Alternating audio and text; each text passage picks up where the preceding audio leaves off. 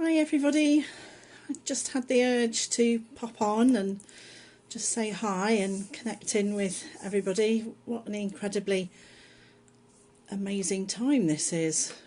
This is just something obviously which is just built and built and built, and we're in this amazing situation of people are having really difficult times, and people are also having some really good times because we're getting a chance to slow down and connect and smell the roses, and the sense of community is just amazing.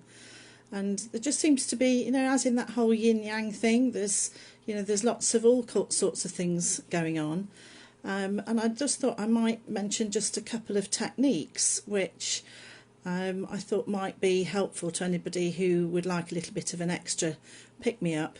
One is a technique which I was shown many moons ago when I first started in reflexology, and I went to start up at my clinic, which is in Loughborough in the centre of the UK. And I was ever so nervous on the day that I was going to start up in my clinic. And there was a guy working downstairs who's sadly he's passed on, and he told me this technique. Now I've not shared it around because I can't be certain that I remembered it correctly. But recently I've had loads and loads of people, a surprising number of people have contacted me privately to ask me various different things, and I've been sharing it with one or two of you. So I thought I'd pop on here and share it. And so one of the people who contacted me was understandably extremely anxious, really proper scared. So anxious and more than anxious, really scared, and has really real reasons to be really anxious and really scared because of the situation that they're in, to the point that they can't sleep. They're very weepy. They're saying that they feel that unfortunately they're being a bit aggressive with their family, which they don't want to be. And so I just shared a number of techniques, and one of the techniques that I shared is this one, and it's so simple. So I don't know whether it's 100% right. All I know is it works. So it's really simple. So you just put your hand behind your head while you think about the nasty thing, and then you put your fingers on what would have been horns. Yeah, so you just see, so I've got my thumb and my middle finger just on that place there, and you think about the thing that's unpleasant until you can't think about it anymore. It just sort of stops, and you just sit and you just wait until the thing that you're thinking about isn't bothering you in the same way. So if you're watching this and you've got your hand behind your head and your fingers on, hopefully you'll just find that things are just feeling nicer and better. And I've shared it a number of times. So I've got my hand just on the back of my head. So it's something which is just a nice thing to do. I don't know what it is, I don't know how it works. Somebody will know the technical everything, but I just wanted to share that as an easy one that you can do. And I've spoken to quite a few people today, and I've actually been quite surprised at the number of people that I've been speaking to behind the scenes. And it's been very kind because a lot of you have shared a lot of your very deeply personal, I'm not sure I'm okay, but this is happening to me, or whatever. And one of the things that I wanted to share is that, if you are a very energetically sensitive and emotional person, and, I am really sensitive and really energetic and very emotional, and I've had to, this is why I do what I do, because I didn't know how to deal with it, I didn't know how to manage, and I've spent my, over 36 years learning things that help me and then showing those out. And one of the techniques another techniques that I've shared today, and I'm going to share with you now, is just what I call the colour flip. So if you've got some sort of emotion that's inside your body, and you just go, well, I'm not feeling nice, I don't like the feeling that I've got, there's something that's inside me that I'm not enjoying. And if you can locate that wherever that is in your body, so maybe it's up here, maybe it's here, maybe it's here, maybe it's just down at in the pit of your stomach, maybe it's in your belly, wherever that is. If you've got an area which is just feeling really unpleasant and it's not nice, and you know that you've got a feeling that doesn't feel nice, just say to yourself, so if I knew what colour it was, what colour would it be? And that helps to get past your brain, because it gives you an opportunity to actually just know what the colour is and actually not think about it, because maybe you can't think about it and you don't know that. But if you can actually just connect in and go, okay, so if I did know what the colour was associated with this feeling, what colour would it be? And then just simply go, right, my favourite colour is, and just flip it for that colour. And because emotion is an energy in motion and colour is a vibration, if you switch the colour of the feeling, then brilliantly the colour changes it, and it changes and it dissipates. So that's another nice one that you can do. And that was another thing that we've talked about with somebody today. I've also talked with somebody else today about the fact that we're in a very sort of spiritual and a very amazing time at the moment. Also a very practical thing that we're dealing with at the moment.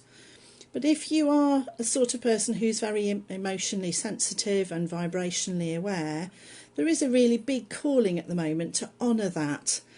And you may not want to be able to honour that, you may not know how to honour that, but it's really important to remember that as you let your light shine and you do help people, that you may be feeling and very aware of other things that are going on. So remember to wear your bubble, remember to stay in your own place and space, and most importantly, remember to recharge your batteries, because so many people are really tired.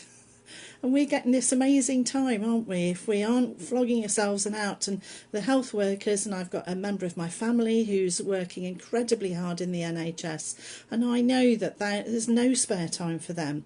But some people are at home and they do have time, and maybe just the opportunity for an afternoon nap is a great thing. And some people feel really grotty after an afternoon nap.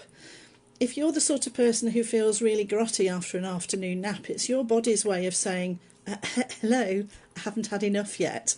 Can you go to sleep again? So the more times you have more naps, the more you top up your reserves. So you'll sleep at night and then you'll have a little nap during the day, and gradually you'll refill your bucket, because hospitals are in a situation where people are just exhausted. And many people are really, really struggling. So if you can take this time, if you're fortunate to have this time, take the time to rest. You know, don't feel guilty if you are having a bit of a doze on the settee or in your sofa, or you've got your favourite film on and you nod off or whatever. Just congratulate yourself that you're topping up your little energy bucket. And every day that you do it and you top it up, or maybe have an extra half hour sleep, right, you're just topping up your reserves. And that's what we need at the moment, is for you to be energetically strong, because there's a really big thing that's going on at the moment, and we're being asked to really, really recharge our batteries. So the more that we can recharge our batteries, the better. And those of you who've worked with me before know that my phrase is energy follows thought. And if we're thinking about the nice things and the things that we can do to glow and to sparkle and to share the love, then, and that's all taught to be sort of like the whole woo-woo thing, but if we can keep those thoughts, we keep our energy higher to be able to be there for people who are having really dire times. So it's important to all hold each other's hands and big each other up. And isn't it fabulous, all the stuff that we're seeing? I am being careful about the amount of time that I'm watching the news and social media, and I never actually watch the news unless somebody tells me there's an announcement that's coming on. But I'm on social media, and some of you, I'm messaging some people, but I'm a bit careful about what I'm doing and what I'm reading and what I'm putting out. So I'm also enjoying the lovely connectedness that's cropping up. One of my friends, her daughter, is posting pictures of the children's activities. They're just darling, absolutely gorgeous. And she's so inventive with her children, and normally she's busy at work, and I'm loving watching what she's posting. So there's some beautiful pockets of things that are going on as well, and there is a bigger picture here, and it is about sharing the love and the light and keeping everybody boosted and uplifted.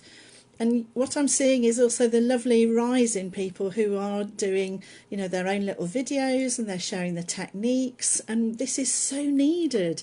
So, if you're a practitioner and thinking, I don't know what to do and I can't see my clients, then communicating with them in any way. I was speaking to another lady today, and one of the things that I said to her is, you have a beautiful voice. please make use of your voice when you speak. It's gorgeous, and you're restful and you're calming, and it's lovely. So please share your voice with the world and with your clients. And she's going to be doing more of that. And she was having a bit of a dodgy moment because she'd heard something, and she'd started to doubt herself. And this is a time when we're being asked to do things. People think I find doing a live easy. I absolutely I don't find it easy doing a live at all, but sometimes I just have this sort of like thing that goes, please just go and say hi. So here I am just saying hi. And I can see that there are people who are here, so lots of love, and I'm saying hi to you. I can't say see all the people here because it's difficult for me to speak and read. I know that's a common problem, but I'm learning. Some of you know I'm really dyslexic, so reading is quite a bit of a challenge as well. So I wanted to just share those things. There was a couple of other things that I thought that I would also share, and I can't remember now what it was that I was going to share. But anyway, if you are needing any stress management tips, or you want to know some hand reflexology, or you want to know some NLP, as you know, it's all free on the Sue Ricks Academy for the month.